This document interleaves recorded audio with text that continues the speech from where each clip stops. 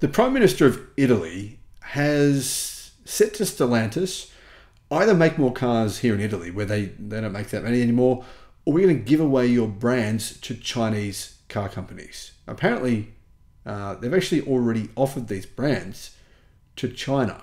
Hello, my friends. Welcome to the channel. I'm Sam Evans. You're watching the Electric Viking. It's great to see you. Thank you for tuning in. Now, one of the people who posts in our Facebook group, by the way, guys, if you want to join the Facebook group, I'll put a link in the description.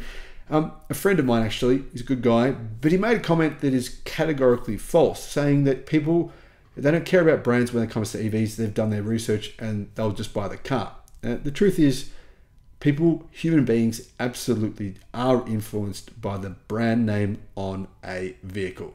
I mean, really, MG EVs sell extremely well in Europe and BYD does not. Now, that's because no one in Europe knows that MG is actually a Chinese car brand, and yeah, they don't know who BYD are. So brand name recognition absolutely does matter, and it definitely influences sales enormously. So this could be crucial. Now, we know that Chinese car manufacturers have been trying to buy the Alfa Romeo brand and other brands from Stellantis.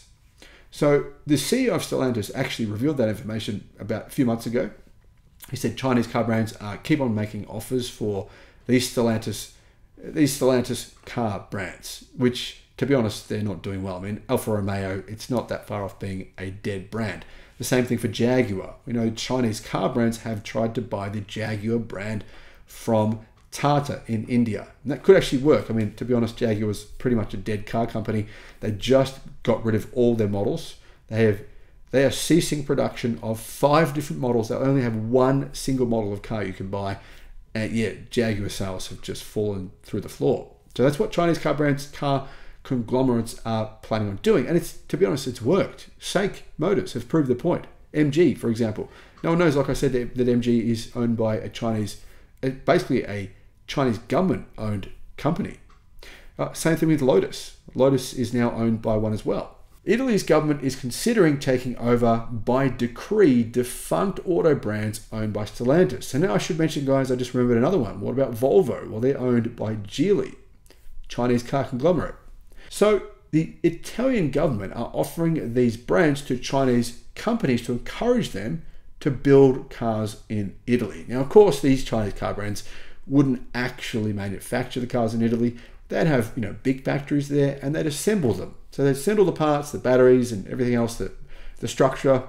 They'd send it all over Italy and have people working in factories there to assemble these vehicles. And that's what Italy wants. The plan would involve the Innocenti and Auto Bianchi brands, both shut down in the 1990s. Now you may be thinking, oh, I don't know who they are, but people in Italy do know these brands. Innocenti was famous in the 1960s and the 1970s for producing an Italian version of the British Mini before it was taken over by Fiat, now part of Stellantis. Former Fiat unit Auto Bianchi produced upmarket city cars, including the A112 and the Y10. Now, Auto Bianchi, you've got to admit, it's kind of a cool sounding car name. I really like the name of that brand. And there is a famous bike brand called Bianchi.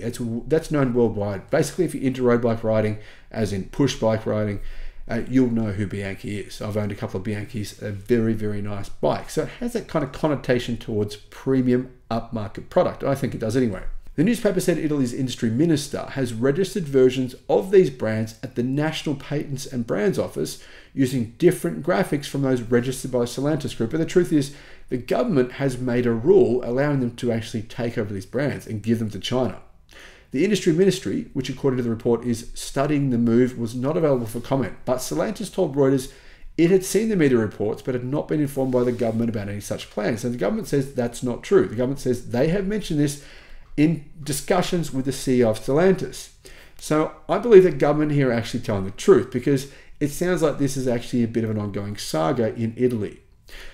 Il Sole said the government's appropriation would be made possible under a law passed in December. Therefore, Stellantis have known about this since at least December of last year, and a draft implementing decree under examination by the Court of Auditors concerning brands that have been unused for at least 5 years. Kind of makes sense, guys. But you know what? One brand that just came to my mind, Saab. Saab is doing nothing. It's well known. It's actually quite a loved brand.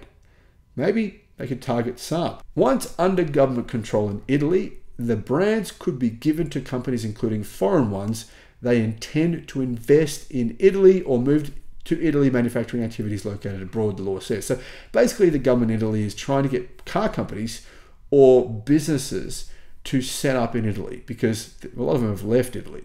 And one of the key reasons is because the cost of manufacturing in Italy has gone up significantly.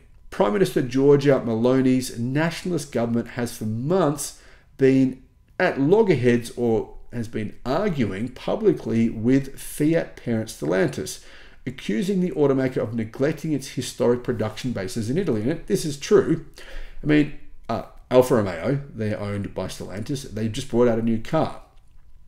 They changed the name of that car to the Alfa Romeo Junior because the name they gave it implied it was made in Italy, right? It was an Italian name. So the government in Italy said, guys, you're misleading consumers by calling this an Italian name. It's not an Italian car. It's made in Romania or somewhere like that. Poland or Romania, one of those countries. So Stellantis went, okay, and they changed the name to the Alfa Romeo Junior. I think the name Junior is terrible, but anyway. Apparently, government has engaged in talks with Stellantis now for quite a long time. They are the country's only major automaker, and they're trying to get them to boost production in Italy to 1 million vehicles per year, which is, to be honest, nothing. I mean, there's about 76 million vehicles sold every year. So it's 1.4% of the global car market. So they're not even at that. They've also said they want to expand the domestic industry by attracting a Chinese automaker to Italy, and they've also targeted Tesla. The Italian government have been very, very open and transparent about how much they want Tesla to build a gigafactory in Italy. Now, Tesla did consider this, but I believe they decided against it. On Thursday, Fiat unveiled at its historic Turin headquarters in northern Italy its Serbian-made Panda EV, which is apparently going to be about 25,000 euros, and they celebrated their 125th anniversary.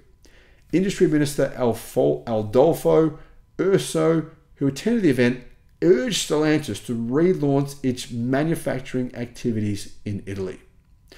So, as you can see, there's a good chance Chinese car companies will, at some point, be selling cars in Europe under Italian brands. And there's a few of them. There's quite a few brands.